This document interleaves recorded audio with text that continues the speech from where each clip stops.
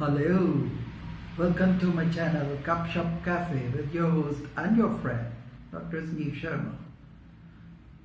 आज हम जिस टॉपिक पे बात करने जा रहे हैं वो बहुत ही कॉमन है, वो है एसिडिटी। आप सबको मालूमात है, इस चीज़ की जानकारी है कि एसिड जो है उसमें जलन होती है, खट्टे डकार आते हैं,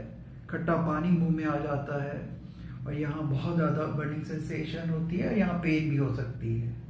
इस जगह पे। अगर आप डॉक्टर पास जाते हैं और ये सिम्टम्स लेके जाते हैं तो काफ़ी चांसेस है कि आपका ये डायग्नोज बने कि आपको एसिडिटी की प्रॉब्लम है। और हमें जानकारी होनी चाहिए कि ये एसिड जो है वो क्यों और कब कैसे बढ़ सकता है। देखने में आया है कि जो लोग हरी, करी एंड वरी, ये तीन चीज़ों में बहुत उनकी स्ट्रॉन्ग इंक्लिनेशन है कि वो हर काम बड़ा जल्दी जल्दी करना चाहते हैं, हर टाइम टेंशन में रहते हैं, हर टाइम एंजाइटी रहती है, हर टाइम लोगों को वरी रहती है, कभी किसी चीज़ की कभी किसी की, उसमें जो है आपका एसिड फॉर्मेशन बढ़ जाता है। जो लोग बहुत मिर्च मसाले तली चीज़ें फ्राइड खाते हैं उनको भी बहुत ज़्यादा एसिडिटी की प्रॉब्लम होने के चांसेस बहुत हाई रहते हैं। जो लोग मीठा बहुत खाते हैं, जो लोग मैदे की चीज़ें खाते हैं, जो लोग सिगरेट का सेवन करते हैं, जो लोग शराब बहुत पीते हैं, जो लोग चाय कॉफ़ी या और एसिडिक चीज़ें ज़्यादा लेते हैं, उनमें भी एसिड फॉर्मेशन ज़्यादा होता है, गैस फॉर्मेशन ज़्यादा होता है। तो ये सब जानकारी होते हुए भी हम लोग ध्यान नहीं रख पाते हैं कि हमें किन चीज़ों से परहेज रखना चाहिए। जैसे कि आपको चाय बनानी है तो चाय को आप ज़्यादा देर तक बॉयल मत करें। मेरे हिसाब से तो टी बैग जैसी चाय जो ब्रू करके बनती है, जिसमें आप पानी, दूध, चीनी ये सब बॉईल कर लें, जब आपका बॉयल आ जाए तो उसके बाद आप चाय पत्ती डाल के गैस को बंद कर दें एंड उसको थोड़ी देर रखेंगे आप 2 to 5 मिनट्स, तो आपकी चाय का फ्लेवर, चाय पत्ती का जो फ्लेवर है वो आ जाएगा और अच्छी चाय बनेगी। इसमें दूध कम पड़ता है और चाय पत्ती ज़्यादा पड़ती है, परंतु क्योंकि इसको बॉयल नहीं किया जाता तो चाय के जो हार्मफुल इफेक्ट्स हैं, एसिड जो है, टैनिन्स जो हैं, वो उसमें नहीं आते हैं, तो आपको एसिडिटी की प्रॉब्लम जो है वो बहुत कम होगी। दूसरी बात ये है कि चाय के साथ आप कुछ बिस्किट्स वगैरह ले लें, कुछ भी आप खा लें साथ में, ताकि खाली पेट आपकी चाय ना आ जाए।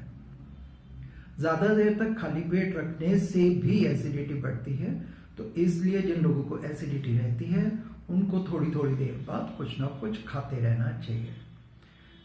फ्राइड चीज़ों से तो सब लोगों को ही प्रॉब्लम आती है। फ्राइड चीज़ें जब अगर ज़्यादा खाएंगे और डाइजेस्ट नहीं होती हैं तो उसमें एसिडिटी होने के चांसेस बहुत ज़्यादा हाई हैं और आपको उस समय आपको एंटासिड लेना पड़ सकता है। और तीसरा है, जो लोग मैदे की चीज़ें ज़्यादा खाते हैं और मिठाइयाँ ज़्यादा खाते हैं उनको भी बहुत ज़्यादा एसिडिटी की प्रॉब्लम हो जाती है। इसलिए मेरी सुझाव है कि मिठाइयाँ कम से कम खाएं और अगर आपको खानी ही है तो क्वांटिटी कम करें। क्वांटिटी कम करने से मतलब ये है कि मुंह में स्वाद भी आ गया और आपने ज़्यादा ना खा के उसकी प्रॉब्लम को सहन करने की ज़रूरत नहीं पड़ी आपको, तो उसका आपको फ़ायदा रहा। तो जो लोग शराब पीते हैं उनको भी यही सजेशन है कि शराब की क्वांटिटी कम करें, जिससे एसिड फॉर्मेशन ज़्यादा ना हो, और आप उसके साथ कोई ब्लैंड चीज़ें खाना खाएं और ज़्यादा फ्राइड चीज़ें मत खाएं। सैलड खाएं और उसके साथ जैसे सिंपल से पापड़ वगैरह या बॉइल्ड कोई चीज़ लें, तो कि आपको एसिडिटी की प्रॉब्लम एड ऑन ना हो। जो सिगरेट स्मोकर्स हैं उनमें भी एसिडिटी की प्रॉब्लम बहुत ज़्यादा बढ़ने के चांसेस रहते हैं, तो उनको भी यही है कि जो कि सिगरेट अगर पीते हैं तो बंद करें, अगर बंद नहीं कर सकते तो आप उसकी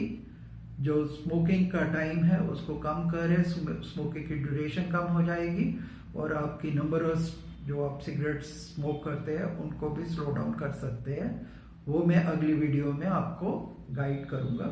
कि कैसे आप सजेशंस आपके पास आएंगी कि आप कैसे अपनी सिगरेट स्मोकिंग की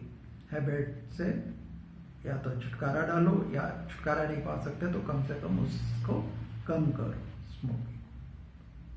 बिकॉज हर पैकेट पे लिखा होता है smoking is injurious to health. और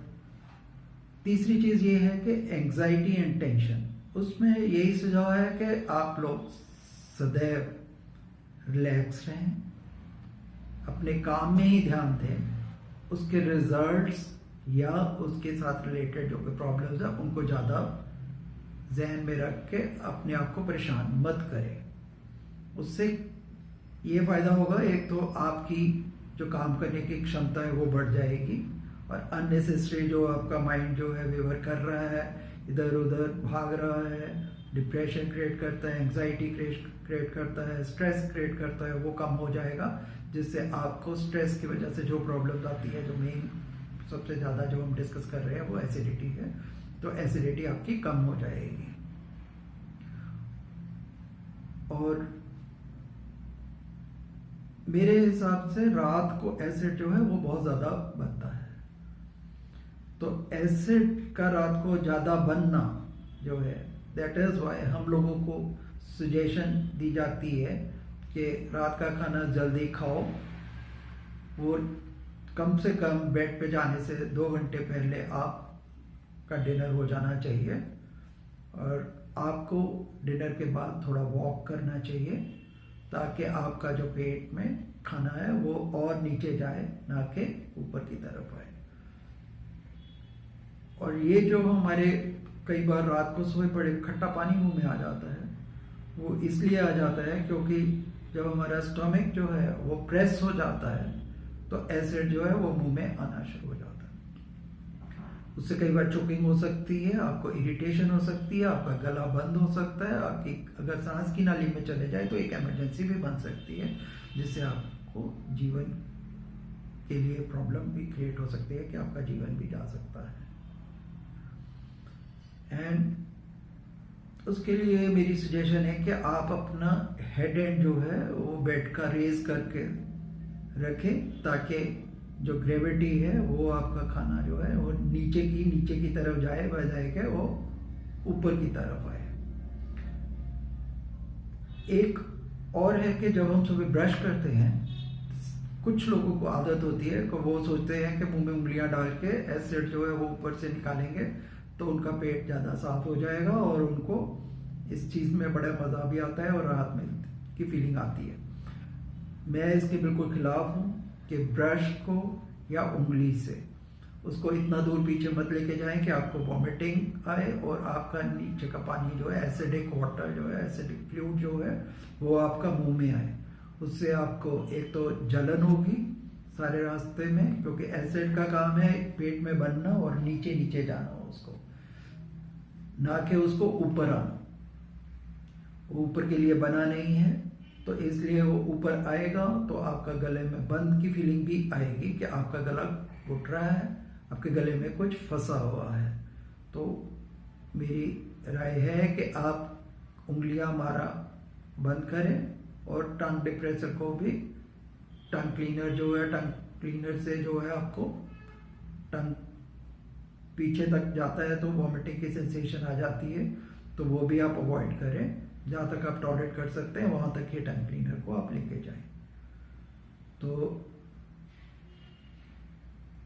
अगर आपको एसिडिटी हो जाती है, अगर आप पार्टी में जा रहे हैं, डिनर करते हैं या कुछ करते हैं, तो एक घरेलू नुस्खा